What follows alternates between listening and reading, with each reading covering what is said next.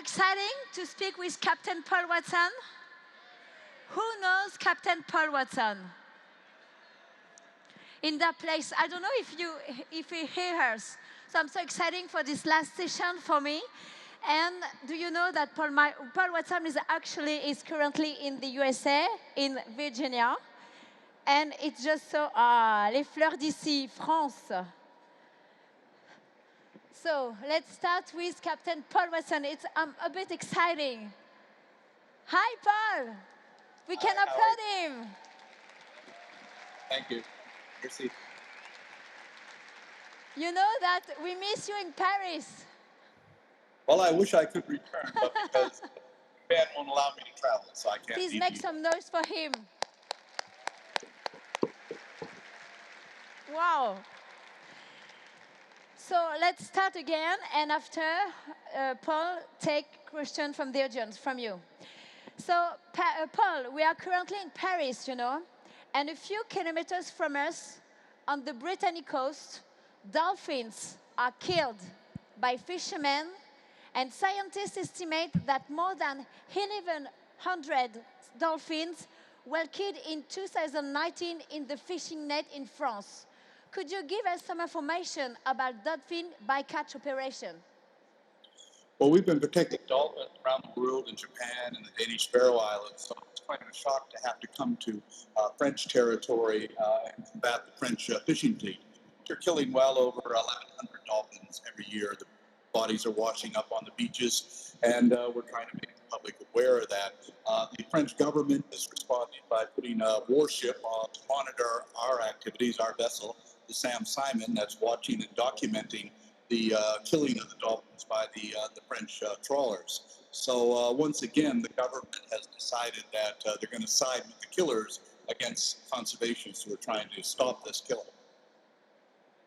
Okay, is it clear for you about the sound? Paul, could you be more close up at the microphone, please? Is this any better? Yeah, it's better. Great for you? Okay. In the last documentary by the director Richard Latcany called Sea of Shadows, which is about the extinction of vaquita, we can see the work of scientists, investigative journalists, courageous undercover agents, and also the role of your Sea Shepherd team. Could you explain to us about your work preserving this endangered species and what can we do to protect this mammal? We're now in our 6th year of protecting the vaquita in the Sea of Cortez in Mexico.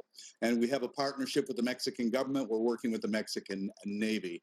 I'm quite confident that if it wasn't for the last 6 years of our operations, the vaquita, dolphin, or porpoise would now be extinct. What we've done is we've confiscated well over 1,000 illegal nets. That's about 150,000 meters of nets in total, and destroyed those nets. We're keeping the population stable because of that. We do not tolerate the setting of any of these nets in the vaquita refuge, and that really is what it comes down to: is stopping the poaching. Now, the reason the vaquita are being killed is because they're a bycatch of the totoaba fishery, which is also an endangered species. But the totoaba swim bladder sells in China for $100,000 a kilo. And that is a lot of motivation for the poachers to go out and do that. So we're actually fighting the cartels. So our ships are being attacked, we're shot at, our drones are being shot down, we have Molotov cocktails thrown at us, but we're standing our ground there, and we will stay there for as long as the vaquita needs protection. We know that you are vegan by conviction and ethics. I'm like you. But with all these destructive activities in the ocean, with industrial fishing and the illegal trade with endangered species such as sharks or whales, do you have still hope with the ocean health and about our health? Like you said, if the ocean die, we die. Now in 2020, 5 years after COP21. Well, the oceans are what's your vision today? The oceans are in serious trouble from plastic pollution, chemical pollution, acidification, climate change, but also from overfishing, illegal fishing. There are 4 million fishing vessels out there on the ocean, and 40% of them are illegal, and they're taking everything they can get. We're simply eating the oceans alive. And even when you eat meat, you eat fish. because about 35% of all the fish that's taken is fed to pigs and cows and domestic salmon and so, I mean, we live in a world where chickens now eat more fish than all the world's puffins and albatrosses put together. It's completely out of sync. If we don't stop it, we're in serious trouble. You know, for thousands of years in Polynesia, the shamans would declare a bay kapu, no fishing. And if anybody was caught fishing in that bay, it was a death penalty. And people say, well, that's a little extreme. But no, the shamans understood that if the fish disappeared, they would die. It was very serious. There are no kapu areas anywhere in the world today. We are taking everything, everywhere, any way we can through mechanized fishing. What we need and we have to have is at least a 50-year moratorium on all industrialized fishing operations. Shut it all down. Give the ocean an opportunity to repair the damage that we have caused to it. And if we don't do that, the oceans will die. And if the oceans die, we will die along with it. You know, since 1950, there's been a 40% diminishment in phytoplankton populations in the ocean. Phytoplankton provides 70% of the oxygen that we breathe. Why has that diminishment been happening? Because we've been killing off of the whales and the seabirds, and they provide the nutrients for the phytoplankton, the nitrogen and the iron in their fecal material. Every day, one blue whale defecates 3 tons of manure into the ocean, heavily rich in nitrogen and iron. And they're the farmers of the ocean. We're killing the farmers of the ocean. And the crop that they're producing is phytoplankton. And without phytoplankton, without one group of species, without them, we do not live on this planet. It will be like the Permian extinction 252 million years ago, when 97% of all living things were wiped off the globe. Could you explain to us why you are not allowed to come to France currently? Why? Well, that is the price I had to pay for shutting down Japan's illegal whaling operations in the Southern Ocean, which I'm proud to say they are not down there anymore. All whaling in the Southern Ocean is finished. But Japan wants its revenge, and so they put me on the Interpol red list for the charge of conspiracy to trespass. You know, the Interpol Red List is set up for major drug traffickers, war criminals, and serial killers. I'm the only person in history to be put on the Interpol list for trespassing. In fact, not even trespassing, conspiracy to trespass. But that shows you the power of Japan and the kind of revenge tactics that, you know, they're going to make us pay, because we cost them about $200 million in losses from their illegal activities. But their criminal operations are over now. And we won that one, but the price that we had to pay was that I've been exiled. I could leave the United States, but if I come back, I could be arrested in the U.S. I can only be arrested at the border, and then the U.S. would extradite me to Japan. But from France, you know, people, yeah.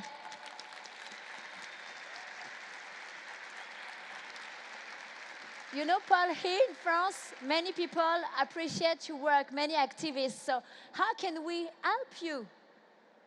Simply, well, how? What I'd like to say is just to encourage everybody to understand that each and every one of us can make a difference. We just have to use our particular skills and abilities and our passion, use our imagination to make this world a better place. That's what a movement is. I mean, we've got Extinction Rebellion is a good example of that.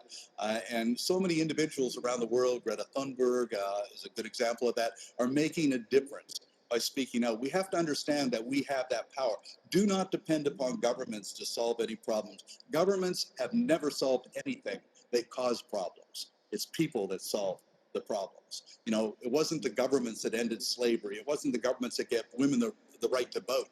It was a passion of the individuals who fought for it.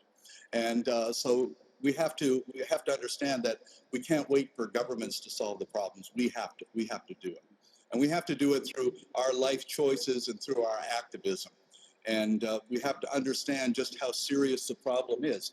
I mean, I don't think that people really fully understand the scope of just how serious this problem. Every single day, we burn 91 million barrels of oil.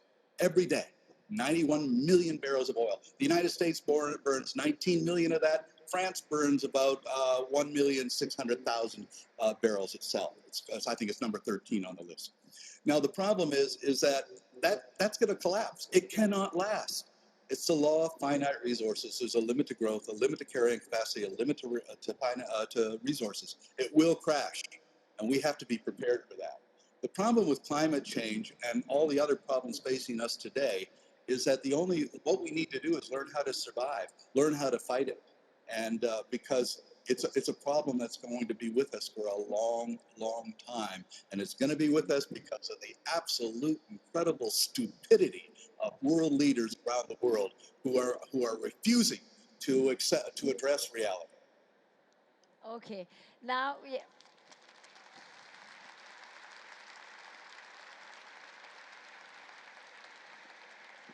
there is many people to hear you, and that's why I want to give the microphone to the audience to ask you questions. So if you have any question to Paul, now it's your time.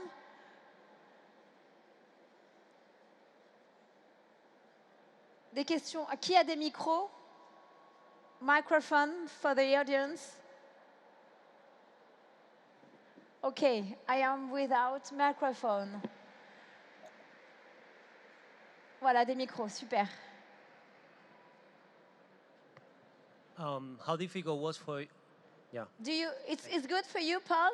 Yeah. Yes. Okay, can you be more closer, please, about your microphone as well? You, Paul. Yes. Yeah. So, Perfect. yeah. The question is how difficult or easy it was for you to take the decision to change your life dramatically to do this type of action, because it was a decision at some point in your life. How difficult was that, and how was the process? Can you explain us about that? Actually, I never had to make a decision. I started doing what I was doing when I was 11 years old because I lived in a rural area of eastern Canada, and I spent the entire summer when I was 10 swimming with a family of beavers. And the next summer when I went back, they were all gone. Trappers had taken them out. I got very angry. And that winter, I began to walk the trap lines and free the animals and destroy the traps. So I started activism at that age. But in 1975, when I was 24, I had an experience which changed my life forever. And that was on the first Greenpeace campaign to protect the whales. And I was the first mate on that voyage. And our objective was to stop the Russian or the Soviet whaling fleet. And our idea was to put our bodies between the harpoons and the whales. We were reading a lot of Gandhi at the time, and we thought that would work. And suddenly, Bob Hunter and I found ourselves in front of a harpoon vessel coming down on us at full speed, and in front of us 8 magnificent sperm whales that were fleeing for their life. And every time they tried to get a shot, I would block the harpoon. And this worked for about 20 minutes until the captain on the Soviet vessel came running down the catwalk, and he screamed into the ear of the harpooner. Then he looked at us and smiled and brought his finger across his neck, and that's when I realized Gandhi wasn't going to work for us that day. And a few minutes later, there's this incredible explosion. The harpoon flew over her head, hit a female in the pod of the sperm whales, and she screamed and rolled on her side, and the largest whale in the pod slapped the water with his tail and dove. And he swam right underneath of us, and he threw himself up at the bow of the Soviet vessel, and they were ready for him with an unattached harpoon, hit him point blank in the head. And while he was rolling in the water, blood and in extreme agony, I caught his eye, and he looked straight at me, and he dove. And I saw a trail of bloody bubbles coming straight at us real fast. And he came up and out of the water at an angle so that the next move was to fall down and crush us. And as his head rose through the water and I looked into his eye, I saw something that changed my life forever. I saw understanding. That whale understood what we were trying to do. And he made a big effort to push back, and his head went back, and he began to fall back into the sea, and he would disappear beneath the waves, and he died. He could have killed us, but he chose not to do so. So I owe my life to that particular whale. But as I was sitting there in the middle of the Soviet whaling fleet in the Pacific Ocean, I said to myself, why are they killing these whales? They don't eat them. They were killing sperm whales for oil. Oil because it was for highly heat-resistant industrial meats. And one of the products that it was in demand for was a manufacture of intercontinental ballistic missiles. And I said to myself, here we are, killing this incredibly beautiful, intelligent, self-aware, sentient, socially complex creature for the purpose of making a weapon meant for the mass extermination of human beings. And that's when it struck me. We're insane. We're completely insane, ecologically insane. And from that moment on, I said, you know, I'm not doing this for people. I'm doing it for them, for the whales, for the sharks, for the seals, for the fish. They're my clients. So I don't really care what people think about our tactics, which, by the way, are nonviolent. But we do it for them, and that's why we do what we do.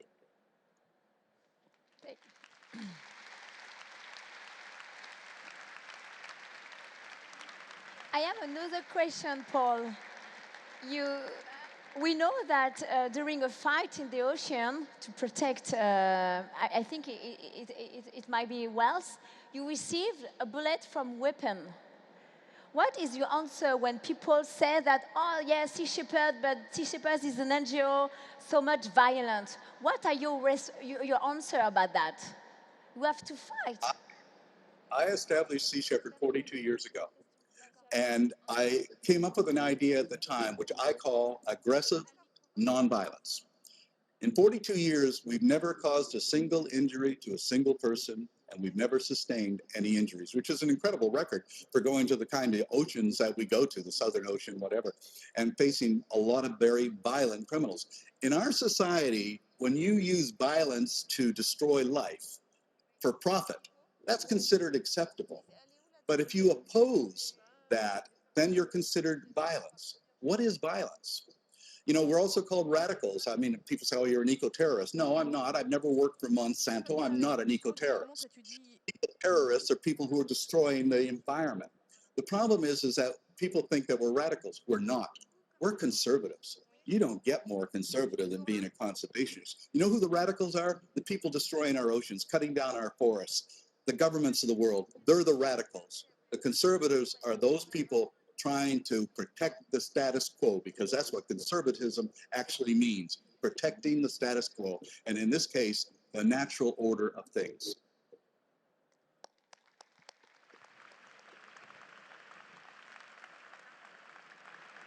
We're going to take another question from the audience. Yeah, first of all, Paul, thank you from everyone here for your work for the planet. I would like to understand how you feel being Paul Watson. I mean, don't you ever feel alone in this world? And also, do you have any regret that something should have started earlier, or you should have done it differently, or I don't know? Well, I've never felt alone, and I don't feel like I've really made any sacrifices. I've been doing all my life what I want to do and enjoy doing. But what regrets I've had is that I should have been more aggressive in the past in certain situations. And so those are the only things that I regret, not being more aggressive in those situations.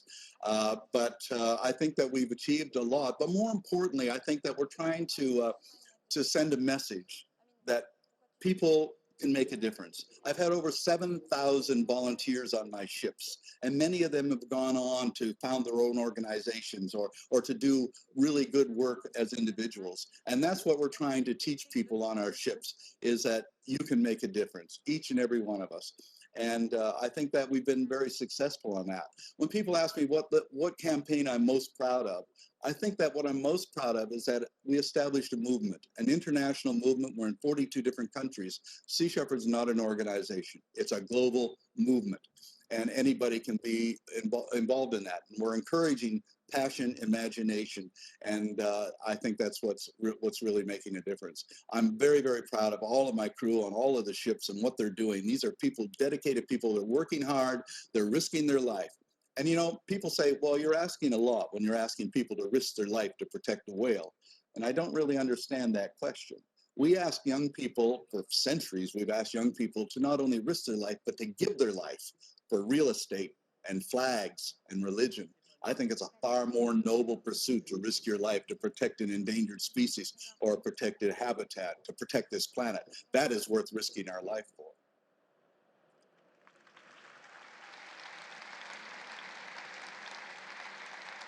Other question from the audience?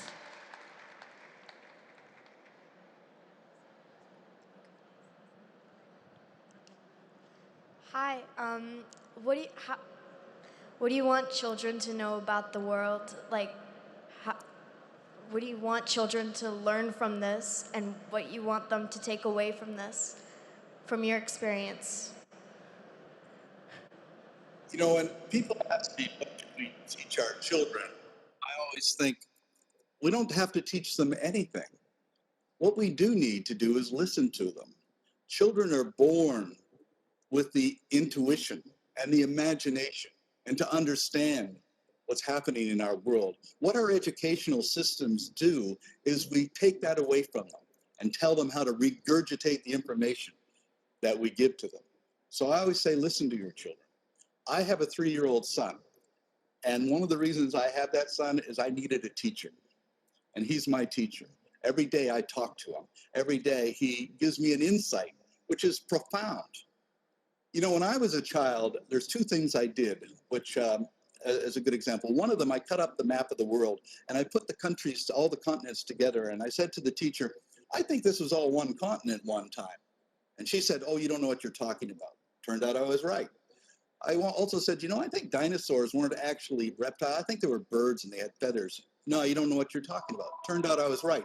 Now, why did I know that? Why did I know that? It was because it was intuitively, it made a lot of sense. That's what, you know, but they kept telling me that I didn't know what I was talking about. So this is what I mean. We got to listen to our children.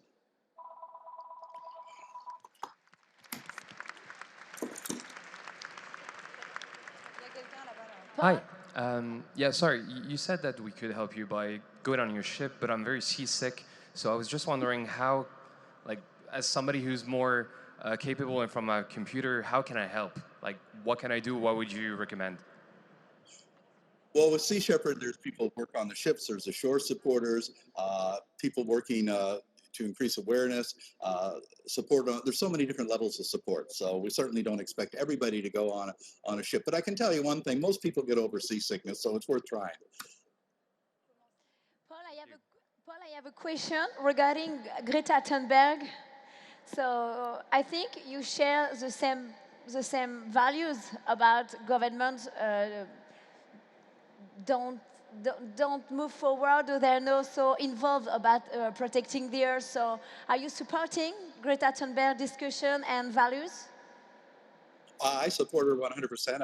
I've had the pleasure of speaking with her when she was in North America, and I think she's saying what has to be said. She's not afraid of criticism. I love the way she deflects criticism, and you know, she's getting the message across. She's increasing awareness. She's doing a wonderful job, and I think that she bodes well for her generation and for the future.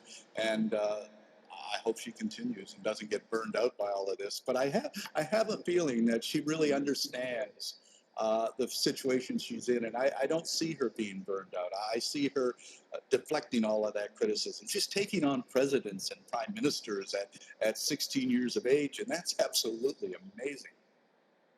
Great. Other questions?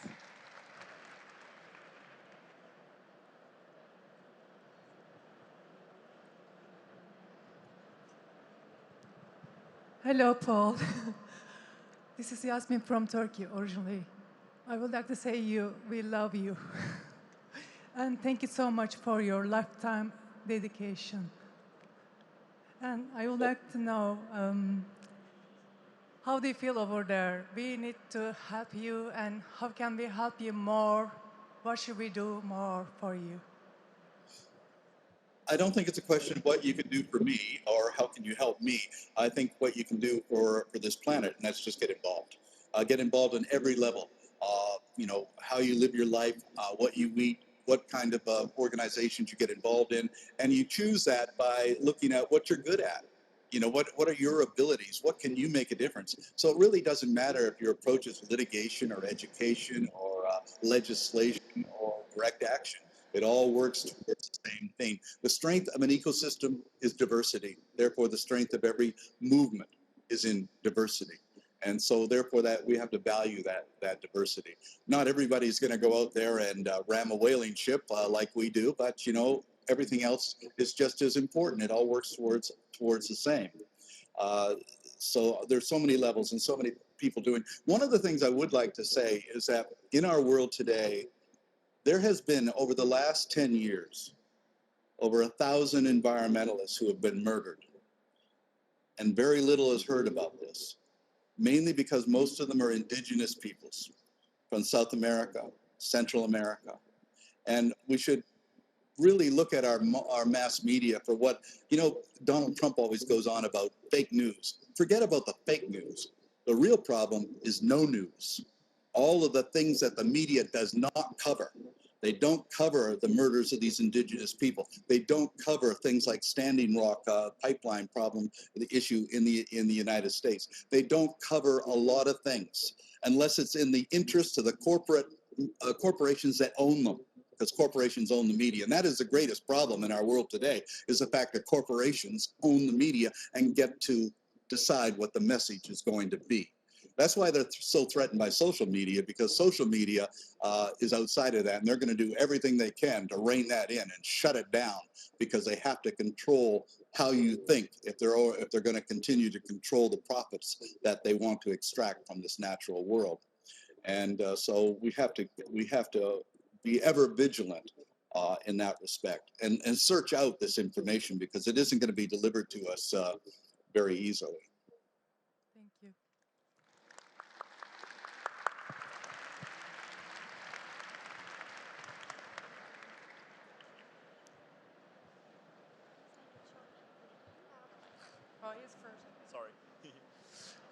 I saw a photo last week of a dead dolphin in France with a message written on its skin with a knife. What is your message for the fisherman who has written this message on this dolphin? And now we can hear your voice in Paris. What is your message for the French ministry who is dealing with these fishing questions? Thank you. That was my first question to Paul. Sorry?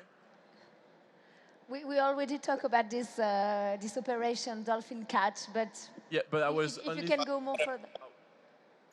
I think that the French government has to understand, like every other government, that they have an obligation to protect all living things within their jurisdiction, and they should be protecting the dolphins and not protecting the crimes of the fishing community. And that one of the things that I actually invented a word a few years ago, and it's called homopeshophobia, which means politicians' fear of fishermen. Fishermen seem to do whatever they want and get away with it. We have to deal with this all over the world. They've held our hostages in Ecuador and in Colombia, and in response, the government just gives them what they want. There simply isn't enough resources in our oceans to continue to give the fishing communities what they want. They have to understand that if they want they want a fishery tomorrow, they have to stop it now, because by 2048, and that's being very conservative, there won't be any fishing industry anywhere in the world, because there won't be any fish, and it's simple as that. We've wiped out 90% of the fishes in the oceans already. And so we have to shut it down. And if people say, well, you know, this is our job, you know, screw your jobs. Your jobs are not worth the future of humanity. Simply is not.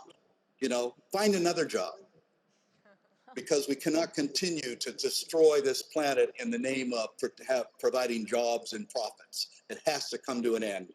And if it doesn't come to an end, 8 billion people are no longer going to survive on this planet, because this planet will be incapable of supporting those numbers. Right now, we're stealing the carrying capacity of other species. All these species have to go extinct, so our numbers and our consumption can increase. And it's going to reach a point where it's going to crash, because I like to look at it this way. The Earth is a spaceship. We're on this incredible trip around the Milky Way galaxy, and every spaceship has a life support system. And that life support system provides us with oxygen and food and regulates climate and temperature. And that life support system is primarily in the ocean. Now, who runs the life support system? Not us. We're just passengers. Human beings are passengers on Spaceship Earth. We're having a great time, entertaining ourselves, amusing ourselves, but what we are doing is killing off the crew that run this ship, the bees, the worms, the phytoplankton, the trees, all of those creatures, the fish. These are the crew of Spaceship Earth, and we're killing them. And there's only so many crew members you kill before the machinery begins to break down and the life support system is no more. You know, a few years ago, I was criticized because I said that bees and trees, worms and fish were more important than people. And it was on the Fox network in the United States, which, you know, when they attack you, it's a bit of a compliment. But I said, they said, how dare you say that bees and trees and fish are more important than people? And I said it because bees, trees, fish, and plankton are more important than people, for the very simple reason that all of those species can live here without us, but we can't live without them. If they die, we die. So they are more important than we are. We have to learn to live in harmony with them. And the only way we're going to do that is to throw off this anthropocentric conceit that our species has, that everything revolves around us. It was all created for us, that we're all important. We have to put an end to that. Originally, we had a biocentric point of view, which indigenous people today, many have, which is that we're part of nature. We're not lord and dominant. Every single human religion is anthropocentric. Every single human religion puts human beings at the center of everything. And that's where they fail, because anthropocentrism is going to be the death of humanity. Paul, you are currently based in the USA, right? You are currently, in Virginia. No, Vermont. Okay, in Vermont. But what is your message? Have you ever met Mr. Trump, the President Trump? Have you ever met him? I don't think I would want to meet him. The man is a moron, and if it could be possible, what is your message for him? There is no message for him. You cannot deliver a message to a man who, of his caliber, he's a monster. He's a total monster, and we have to get rid of him. Obviously, the Senate of the United States doesn't have the guts to do it, so hopefully at the next election, we will. That's one of the reasons I'm supporting Bernie Sanders for running. I think he's the only one who can beat him. We have to get rid of him. But Donald Trump is a reflection of a large number of people who believe in what he believes and do not want to know the truth. Do not want to recognize, for instance, climate change. Do not want to recognize that nature is something that we have to live with. It's just pure greed, and so many people have been, captivated by this passion for greed that they forget where they live and what's really important. I asked a fisherman a few years ago in Alaska. I said, look, for no other reason, protect the fishery so that your children can be part of it. And he looked at me and he said, in 5 years, my mortgage will be paid, and after that, I really couldn't give a damn. Why does somebody like that have children? Well, it's because it's what you do. Nobody really gives any thought to it. If they really love their children, then they certainly wouldn't have an answer like that. But his main concern was getting his mortgage paid off. And by the way, what's the translation of the word mortgage? Contract on to death. Everybody's so busy paying their death contracts, they can't live.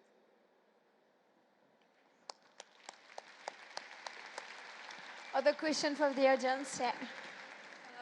Paul, you mentioned that you're vegan, and most of the crew members are vegan too. What is your message that you want to say to the people here in France that eat a lot of fish, cheese, ham? It's basically part of the common dishes here. We kill 65 billion animals every year, not counting the hundreds of billions of fish that we destroy. And that 65 billion animals is the greatest contributor to dead zones in the ocean, the greatest contributor to groundwater pollution, the greatest contributor to greenhouse gas emissions, more so than even the transportation industry. We are literally eating ourselves to death. There's no room on this planet for 8 billion meat-eating, fish-eating primates. And besides, we're not even, a lot of people who eat meat say, oh, well, I'm a carnivore like a lion. No, you're not. You're a necrovore. You eat dead flesh like a vulture or a buzzard or a jackal. You're not a carnivore. And, there's no room for that many necrovores on this planet. We have to do something about it. You don't have to be a vegan to join our ship, but you have to be a vegan while you're on the ships. And our ships have been vegan since 1999. They've been vegetarian since 1979. And we do that to set an example, because we have to say, look, we got to put our foot down. We have to say, we got to stop it somewhere. And I always also say that, a vegan driving a Hummer contributes less to greenhouse gas emissions than a meat eater riding a bicycle. So we have to look at it in that way.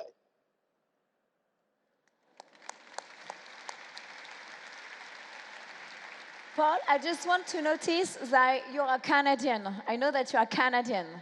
And a few months ago, I was in Montreal for a press trip, and I was so shocked because I'm vegan like you, and on the menu, there is seal. How could it be possible? Again, in 2019, after Brigitte Bardot campaign 30 years ago. How can we stop that in your country? You can thank Pierre. You can thank Justin Trudeau for that, who's one of the biggest hypocrites on the planet, really. You know, the only difference between Donald Trump and Justin Trudeau is that at least Trump is honest about where he stands. You know, Trudeau's constantly saying that he's an environmentalist, he's this, he's that, but his actions speak for themselves. He has, the seal hunt in Canada is the largest slaughter of marine mammals anywhere in the world. But here's the interesting thing. They set the quota at 400,000 every year, but they only kill 50, 60,000. Why? Because there's no market, thanks to the Europeans. Europe has banned all seal pelts, and it's also banned in many other places in the world. But they continue to stubbornly do it, even though it makes no money. It's a glorified welfare industry. They subsidize it to the tune of $25 million every year. The same as the Japanese subsidize their whaling for millions of dollars every year. And so why? We don't know why. It's just that these things just never seem to end. We have tried our best to stop it in Canada. I can't actually go to Canada because even though I'm a Canadian, if I were to cross the border, I would be arrested and sent to Japan by the Canadian government. I'm not very not popular with the government there. But you know, I live very close to the Canadian border, but you know, things have to change. And but I'm also a U.S. citizen. I'm both a U.S. and a Canadian citizen. But those are just because I have the passports. I've always felt that I'm a citizen of the planet. I don't really recognize these boundaries anyway. I've always felt at home anywhere in the world that I've been. Although I have to admit, I have a favorite place, the place where I feel most at home at, and that's Antarctica. You know, the one place where we're not dominant. Thank you. Well, nearly 3 minutes together, so we can take the last question from the audience. Hello? How many questions? Hello, I'm over here. Thank you. Est-ce que vous pouvez vous lever, s'il vous plaît? C'est mieux pour les caméras. La personne qui a le micro. Oh, stand. I'm sorry. Thank you for saying that we are not at the center of the world. I think even in a convention like here, all the solutions, almost everything that we talk about has the human being at the center. And to understand that we are just a small part, I think is very important. The question I have is, hearing your story can be really overwhelming. Not everybody is so courageous as you are. So how to deal with when you feel overwhelmed and fearful for the future? Because I think fear is actually really taking the power away from people to actually take action. So yeah, how to do that? If you can share. You have to understand that when a problem seems impossible to solve, what you have to do is search for an impossible solution. And I believe impossible solutions can be found. A good example, in 1972, the very idea that Nelson Mandela would be president of South Africa was unthinkable and impossible. And yet, the impossible became possible. And so I've seen many instances of this where things look on the surface that they can't be solved have been solved. The very idea that women could vote, you know, 150 years ago was impossible, and yet it happened. That slavery could be wiped out. It's still with us, but you know what I mean. It has been achieved in many places. So I do believe these are possible solutions. But here's what keeps me optimistic.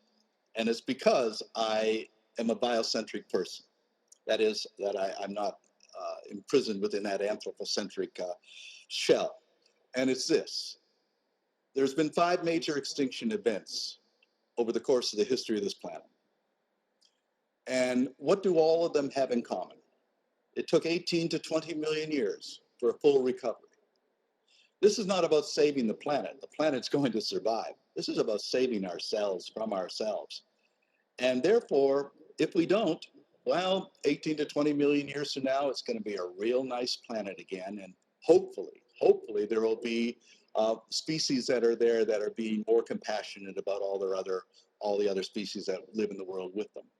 And so the planet's going to be with us. Well, it's going to be here forever. We just might not be. So we have to really make an effort to ensure that we survive and that all of those species that share this world with us survive. And the other thing is we have to get over this thing about this incredible ability we have as humans to adapt to diminishment. As things become more diminished, we simply accept it.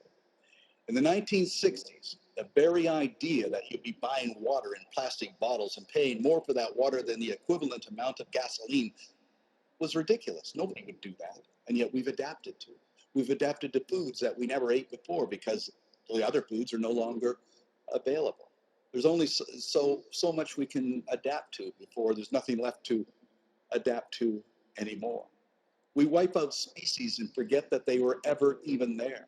The Atlantic gray whale, the Labrador duck, the Newfoundland wolf, the Carolina parakeet, the European bison. All these, there used to be walrus on the coast of Nova Scotia. There used to be beluga whales in Long Island Sound.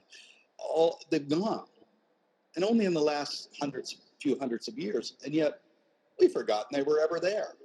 We have to learn that we share this world with all these other species, and each and every one of them is important. And another thing is, if anybody's old enough to remember driving down the road and having your windshield splattered with insects everywhere you went, well, it doesn't happen anymore. And people say, oh, well, that's good. No, it isn't. The insects are disappearing. And we don't want to live in a world without insects. We don't want to live in a world without good bacteria. We don't want to live in a world without worms or bees or fish. And so we have to understand that these are the true values. This is what we have to protect. Far more valuable than, people's monetary profiles or whatever. We have to understand that that is what is really important. And that means getting rid of these anthropocentric points of view and adopting the biocentric points of view. And where we can learn is from indigenous people around the world.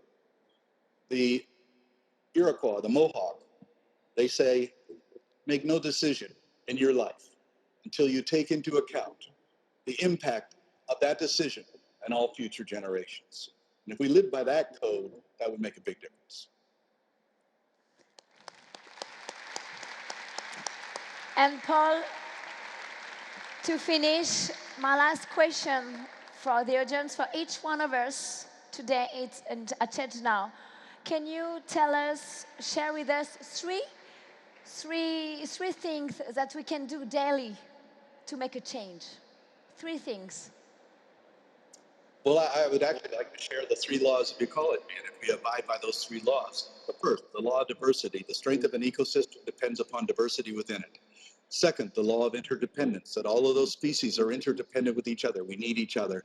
And third, the law of finite resources, that there's a limit to growth, a limit to carrying capacity, and we have to make room for all those other species. The 3 laws of ecology, that's what we need to live by. Thank you so much, Paul. Thank you.